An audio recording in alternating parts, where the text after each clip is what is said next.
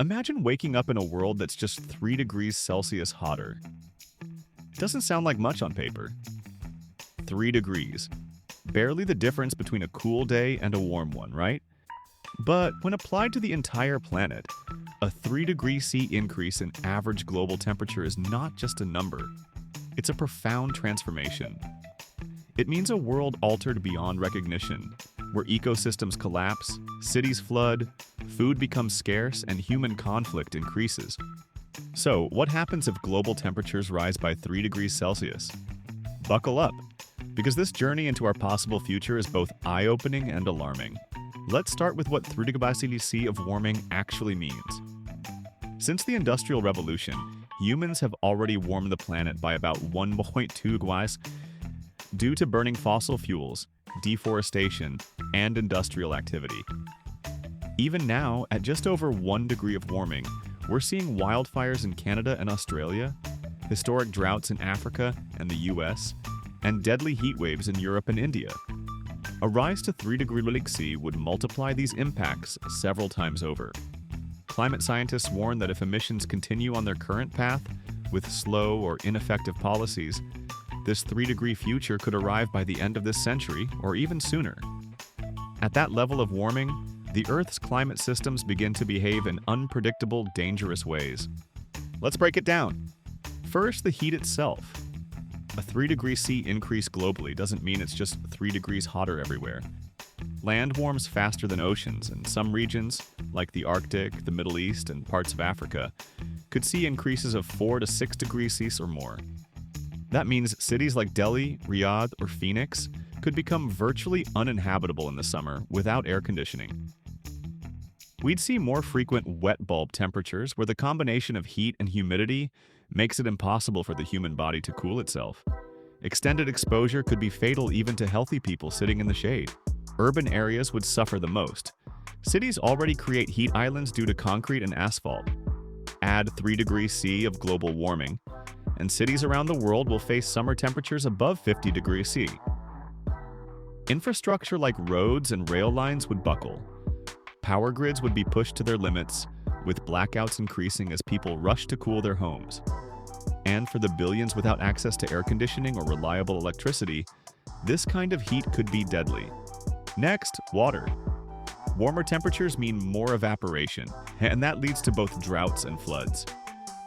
Places like California, the Mediterranean, and large parts of Africa would suffer from severe water scarcity. Rivers would dry up, reservoirs would shrink, and farmland would turn to dust. In contrast, other regions like Southeast Asia, South America, and parts of the US would experience more intense storms and floods. Glaciers and ice caps, especially in Greenland and Antarctica, would melt at an accelerated pace. This contributes to one of the most dramatic consequences of 3 degrees C warming: sea level rise. By 2100, seas could rise by up to 1 meter or more, depending on feedback loops like ice sheet collapse. That would submerge entire coastal cities. New York, Miami, Jakarta, Dhaka, Shanghai, and Lagos would see large parts permanently underwater. We're not just talking about temporary flooding. We're talking about cities slowly vanishing, forcing millions to migrate inland. This raises a critical issue: climate refugees. The UN estimates that 3 degrees C warming could displace over 1 billion people by the end of the century. That's 1 in 8 humans. Imagine the political and social upheaval of trying to absorb that many displaced people. Borders would close, nationalism would surge, and global cooperation could fracture. Famine would become a constant threat. With droughts, floods, and extreme weather disrupting agriculture, crop yields would fall dramatically. Staple foods like wheat, rice, and corn would struggle to grow in key regions. Areas that now produce most of the world's food, like the American Midwest, parts of China, and the Indian subcontinent, would see declining productivity. Pests and diseases would thrive in the warmer climate, making the problem worse. Food prices would skyrocket. Poorer countries would be hit hardest, but even wealthier nations would feel the pinch. Malnutrition and hunger could become widespread again, not just in isolated regions, but across continents. The oceans would undergo a devastating transformation. Warmer waters would destroy coral reefs, like the Great Barrier Reef, permanently. These reefs are not just beautiful ecosystems, they're vital to marine life, fisheries, and coastal protection. Ocean acidification, caused by increased CO2, would wipe out shellfish and disrupt marine food chains. Fish stocks would collapse or migrate to cooler waters, devastating coastal economies that rely on fishing. Wildlife would suffer catastrophic losses.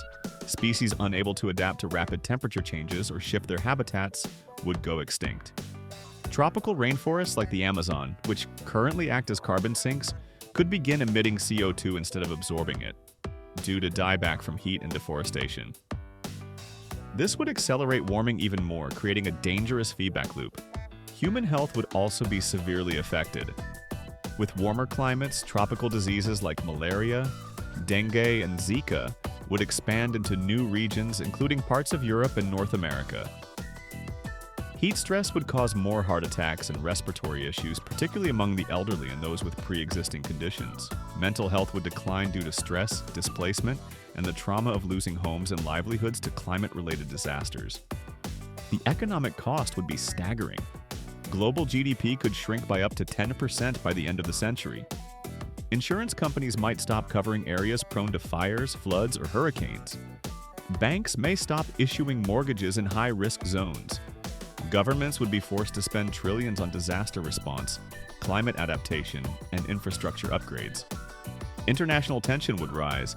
As resources become scarce like water, arable land, and food, nations may compete or even go to war. Areas already prone to conflict, like parts of Africa and the Middle East, would become even more volatile. Climate change would act as a threat multiplier, making existing problems far worse. So what can be done to avoid this 3D nightmare? The short answer, we must act fast and decisively. Limiting warming to below 2°C, or ideally 1.5°C, is still technically possible, but it requires immediate action. That means rapidly cutting greenhouse gas emissions, transitioning to renewable energy, ending fossil fuel subsidies, and protecting forests. It also means rethinking transportation, agriculture, and industry to align with a low-carbon future. But mitigation isn't enough. We also need adaptation. Cities need to prepare for extreme weather with better infrastructure, green roofs, seawalls, flood defenses, and emergency cooling centers. Agriculture needs to adapt with heat-resistant crops, water-efficient techniques, and smarter food distribution. Health systems must be ready for new disease patterns. Perhaps most importantly, we need political will. Citizens must demand climate action from their governments and hold corporations accountable. The 3°C scenario is not inevitable. It's a choice between apathy and action. If we do nothing, the future becomes a harsh, unstable, and unequal world. But if we act boldly, if we embrace clean energy, restore ecosystems, and cooperate globally, we can avoid the worst. The window to act is closing, but it hasn't closed yet. So the next time you hear someone downplay climate change or say it's only a few degrees, remember this. A 3°C rise in global temperature is not just about weather. It's about whether humanity can survive in the world we've made. Thank you for watching. If this video helped you understand the high stakes of global warming, please like, share, and subscribe. Let's make sure the future is something we can live in, not something we fear.